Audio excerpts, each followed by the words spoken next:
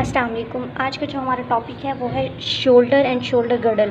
ठीक है, ये हमारे चैप्टर नंबर 17 है थेराप्यूटिक एक्सरसाइज का। इसमें से मैंने आप लोगों को पहले भी बताया था कि जो फर्स्ट पोर्शन है ना, structure and function off shoulder girdle, ये मैंने आप लोगों को नहीं करवाना, ये आप लोगों ने खुद रीड करना है। ठीक है, ये जो दूसरा पोर्शन है, क्योंकि थ्योरी में क्वेश्चन यहाँ से आते होते हैं, इस वाले पहले वाले पोर्शन से नहीं आते होते, तो मैं ये सेकेंड वाला आप लोगों को कराऊंगी। अब ये जो सेकेंड वाला है ना, management off shoulder disorder and surgeries, इसमें जॉइंट हाइपोमोबिलिटी वाला जो टॉपिक है ना, ये आज हम डिस्कस करेंगे। ठीक है, तो मैं ये नोट से आप लोगों को करवाऊंगी जॉइंट हाइपोमोबिलिटी, और उसमें सारे फैक्टर्स वगैरह हम लोग देखेंगे।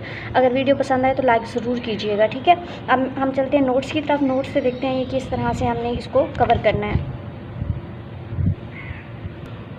सो ये जॉइंट हाइपोमोबिलिटी कौन सा जॉइंट है हमारे पास? ग्लेनोह्यूमरल जॉइंट, यानी कि शोल्डर जॉइंट। ठीक है, और उसमें से हम लोगों ने देखना क्या है, नॉन ऑपरेटिव मैनेजमेंट, उसकी हम लोगों ने ये देखनी है। अब इसमें ना ग्लेनोह्यूमरल जॉइंट्स में जो हाइपोमोबिलिटी होती है, हाइपोमोबिलिटी क्या होती है कि मूवमेंट जो है वो कम हो गई है, शोल्डर जो है वो मूव नहीं कर रहा सही से। ठीक है, अब इसमें डिफरेंट फैक्टर आ सकते हैं, ये 5 फैक्टर्स हैं। ठीक है, आपने भी ऐसे ही लिख लेना है सबसे पहले। इससे पहले मैं आपको ये बताऊँ कि इसका क्वेश्चन किस तरह से बनेगा। ठीक है, क्वेश्चन जो है ना, ये लॉन्ग क्वेश्चन में आ सकता है कि जॉइंट हाइपोमोबिलिटी के बारे में डिफाइन करें इसको। ठीक है, जॉइंट हाइपोमोबिलिटी क्या है शोल्डर जॉइंट पे, और इसकी मैनेजमेंट दें, नॉन ऑपरेटिव मैनेजमेंट। ठीक है, लॉन्ग क्वेश्चन में आ सकता है, या फिर पोस्ट ऑफ मैनेजमेंट इसकी बताएं। तो यहाँ पे इसके अलावा इसका अगर शॉर्ट क्वेश्चन की बात करें तो शॉर्ट जो है इसका एक है कि ये frozen shoulder, idiopathic frozen shoulder, ये शॉर्ट में अक्सर आता होता है कि फ्रोज़न शोल्डर क्या है, फ्रोज़न शोल्डर के स्टेजेस क्या हैं, या फ्रोज़न शोल्डर वाले पेशेंट को हम मैनेज कैसे करते हैं। ये छोटा सा आपका क्वेश्चन शॉर्ट क्वेश्चन में आ जाता है। तो चलते हैं इसकी तरफ। ग्लेनोह्यूमरल जॉइंट में हम देखते हैं कि जॉइंट हाइपोमोबिलिटी होती क्यों है। ठीक है, किस वजह से होती है। सबसे पहले आप रीजंस लिखोगे ना कि किस वजह से होती है, तो सबसे पहले आप लोगों ने उसकी रिलेटेड पैथोलॉजीज़ बता देंगे पहले नंबर पे। फिर रिलेटेड पैथोलॉजीज़ फॉर एग्जांपल हमने बता दी, तो उसके बाद दूसरा नंबर क्या आएगा, क्लिनिकल साइन एंड सिम्टम्स का, कि अब ये जो पैथोलॉजी थी फॉर एग्जांपल रूमेटॉइड आर्थराइटिस ओए की वजह से शोल्डर में हाइपोमोबिलिटी हो गई थी, शोल्डर जो मूव नहीं कर रहा। अब इसका साइन सिम्टम क्या आएगा। ठीक है, आर्थराइटिक वाले सारे साइन सिम्टम्स आएंगे। ठीक है, अब साइन सिम्टम की बात होती है common structure and functional impairment. ठीक है, कि पेशेंट के अंदर चेंजेस क्या क्या आई हैं, उसके स्ट्रक्चर्स में और उसके फंक्शंस के अंदर क्या चेंजेस आई हैं। ठीक है, इम्पेयरमेंट क्या खराबी आई है। फिर हमारे पास आता है activity limitation and participation restriction. Fourth number पे, यानी कि कौन सी एक्टिविटी ऐसी है जो लिमिट हो गई है, जो पेशेंट नहीं कर पा रहा है, या कौन सी ऐसी चीज़ है जिसमें पार्टिसिपेट नहीं कर पा रहा। ठीक है, नॉन ऑपरेटिव मैनेजमेंट 5 नंबर पे, नॉन ऑपरेटिव, इन सब चीज़ों को हम मैनेज करेंगे। हमने ऑपरेशन से नहीं मैनेज करना, ऑपरेशन के बगैर किस तरह इसको मैनेज कर सकते हैं। तो ये 5 फैक्टर्स जो है ना, ये 1 बाय 1 हम डिस्कस करेंगे, इसको पढ़ेंगे कि किस तरह से। आप रिलेटेड पैथोलॉजीज़ की अगर हम बात करें नंबर 1 पे, तो रिलेटेड पैथोलॉजीज़ में क्या है कि किस वजह से शोल्डर जॉइंट हाइपोमोबाइल हो सकता है। सबसे पहले बेटा आप लोगों ने याद रखना है रूमेटॉइड आर्थराइटिस और ओस्टियोआर्थराइटिस। ठीक है, अब इसमें ना बुक में उन्होंने दिया हुआ है कि एक पीछे एक पेज है, सॉरी चैप्टर है, चैप्टर 10, उसमें रूमेटॉइड आर्थराइटिस और ओस्टियोआर्थराइटिस के डिफरेंस दिया गया, आप वहाँ से देख लें। तो क्योंकि यहाँ पे शॉर्ट क्वेश्चन नहीं आना, ये यहाँ पे लॉन्ग क्वेश्चन नहीं आना, इसमें से शॉर्ट क्वेश्चन नहीं बनना। तो आप सिर्फ नाम लिख दें, काफ़ी है, इनफ है। अदरवाइज़ अगर आपको यानी कि आप लॉन्ग में भी आपको बाकी चीज़ें नहीं आ रही, आप इसी के बारे में डिटेल में लिखना चाह रहे हैं, तो रूमेटॉइड और ओस्टियोआर्थराइटिस का जो पीछे आपने डिफरेंस पढ़ा है कि रूमेटॉइड में जो है स्टिफनेस कितनी रहती है, ओए में स्टिफनेस कितनी रहती है। ठीक है, जॉइंट्स कौन से इन्वॉल्व हैं, ये सारा डिफरेंस आप लोगों ने लिख लेना है। यहाँ पर मैं डिटेल में नहीं बताऊँगी इसका डिफरेंस। फिर आता है ट्रॉमेटिक आर्थराइटिस। ठीक है, कोई ट्रॉमा हुआ है, ट्रॉमा हो सकता है कि डायरेक्टली कोई चीज़ आगे शोल्डर के ऊपर लगी हो, कोई ब्लो लगा हो। ठीक है, एक बंदा है कहीं पे खड़ा है, वो एकदम से सडनली गिरा है, तो शोल्डर जॉइंट जाके कहीं पे ब्लो हुआ है, लगा है, या कोई प्लेयर है उसकी बॉल आके लगी है, या कोई दूसरा प्लेयर आके उसके शोल्डर पे लगा है। ठीक है, या फिर ये हो सकता है कि एक्टिविटी बहुत ज़्यादा थी, रेपिटेटिव एक्टिविटी करता था, जैसे कि प्लेयर्स होते हैं, क्रिकेटर्स होते हैं। ठीक है, बार बार जॉइंट को मूव कर रहे हैं, बॉल करा रहे हैं, बाउलिंग करा रहे हैं। ठीक है, तो इस कंडीशन में क्या हो सकता है कि माइक्रो ट्रॉमास हुए, थोड़ा थोड़ा जॉइंट में ट्रॉमास होते रहे, और वो एकदम से जॉइंट क्या है हाइपोमोबाइल हो गया ट्रॉमा की वजह से। तो इसमें हम कहेंगे ट्रॉमेटिक आर्थराइटिस। फिर हमारे पास क्या होता है, पोस्ट इमोबिलाइजेशन आर्थराइटिस और स्टिफ शोल्डर।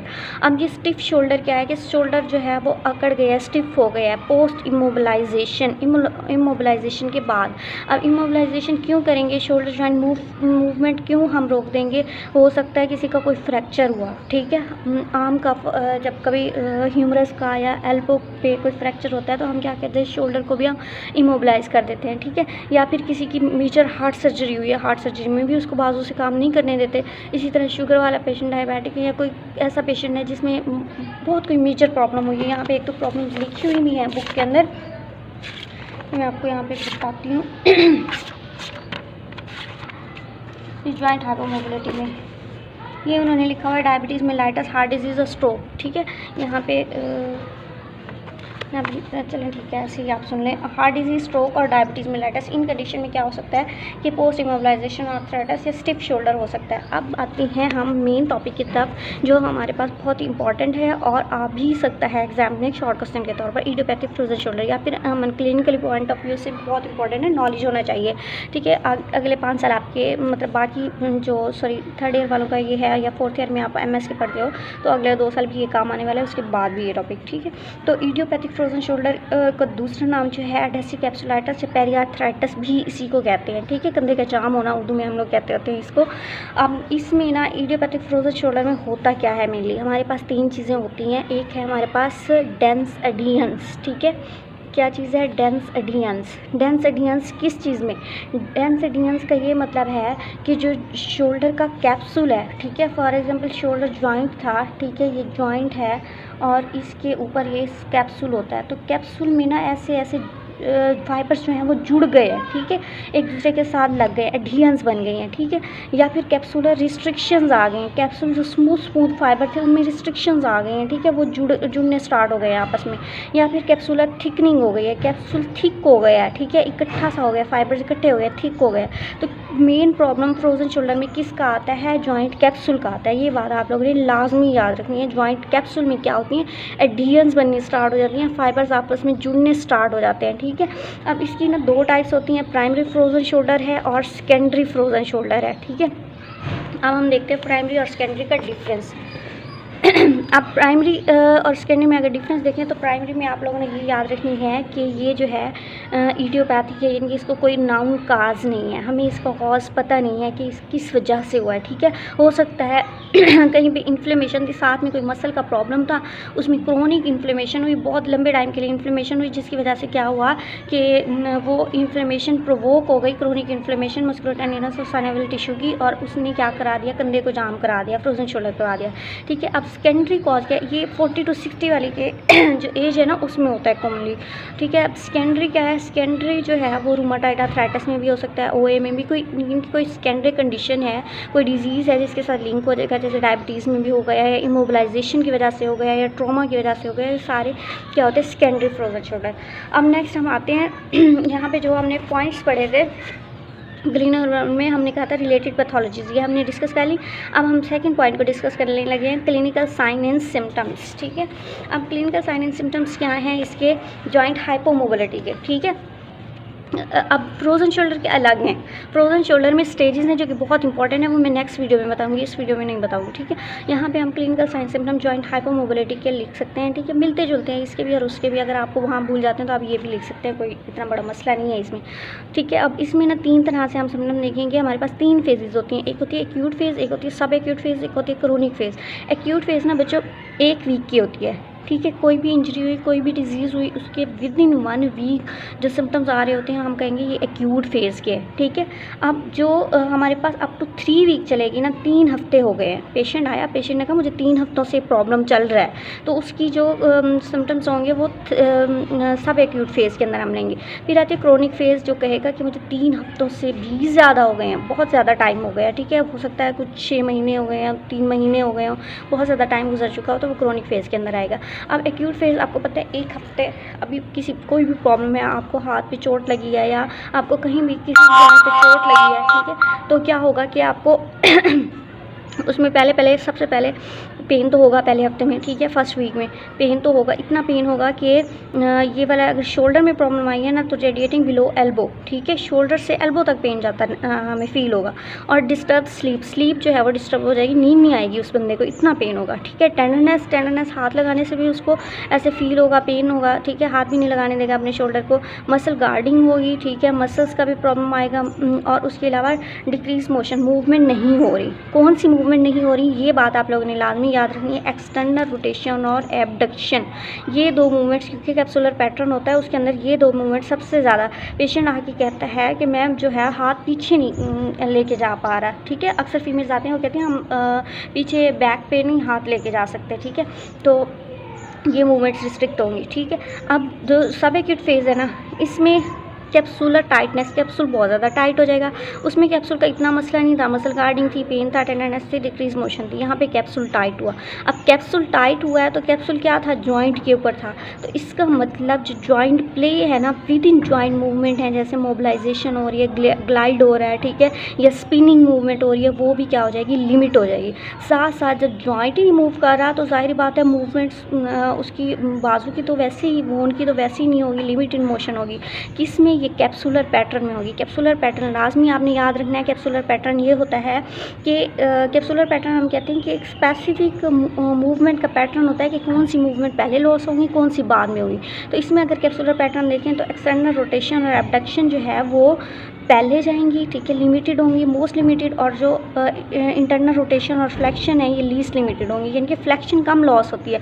अगर उसको आगे वाले बाजू को आगे मूव करने के लिए कहेंगे तो वो इजीली कर लेगा, ठीक है, इंटरनल रोटेशन में ले जाएंगे इजीली कर लेगा, पीछे नहीं जाएगा हाथ, ठीक है। एबडक्शन ऊपर सर के ऊपर नहीं उठा सकेगा चीज़, अगर सर के ऊपर कोई चीज़, जैसे किचन में फीमेल्स होती हैं, ठीक है, शेल्फ के ऊपर से कोई चीज़ रखनी होती है या उठानी होती है तो वो उनको मुश्किल आ रही होती है, ठीक है। अब क्रोनिक फेज़ के अंदर देखिए जो बड़े लंबे अरसे से आ रही है तो प्रोग्रेसिव रिस्ट्रिक्शन आ गई, किसमें, ग्रेनोह्यूमरल जॉइंट कैप्सूल के अंदर।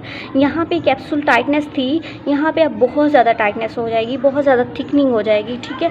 और इवन बाकी ये जॉइंट प्ले भी लिमिटेड होगा क्रोनिक फेज़ के अंदर, मोशन भी लिमिटेड होगी, सेम वैसे कैप्सूलर पैटर्न के थ्रू। नेक्स्ट चीज़ जो इन फेजेस में नहीं थी वो ये होगा कि यहाँ पे इतना ज़्यादा मसला बढ़ गया है कि लॉस ऑफ फंक्शन, पेशेंट अपने काम नहीं कर पा रहा डेली के, ठीक है, क्या है, सेल्फ ग्रूमिंग नहीं कर पा रहा, कपड़े नहीं पहन रहा, कॉम्बिंग नहीं कर पा रहा, ठीक है, ये सारे जो डेली के एक्टिविटीज़ होती हैं वो नहीं कर पा रहा। तो ये है। अब इसमें पेन की हम बात नहीं कर रहे, क्रोनिक फेज में क्या होता है, पेन कम हो जाता है, बाकी मसले ज़्यादा स्टार्ट हो जाते हैं, ठीक है। अब देखते हैं नेक्स्ट हमारे पास पॉइंट है common structure and functional impairment. अब common structure and functional impairment क्या होती हैं कि नाइट पेन होगा जो कि स्लीप को डिस्टर्ब कर देगा, ठीक है।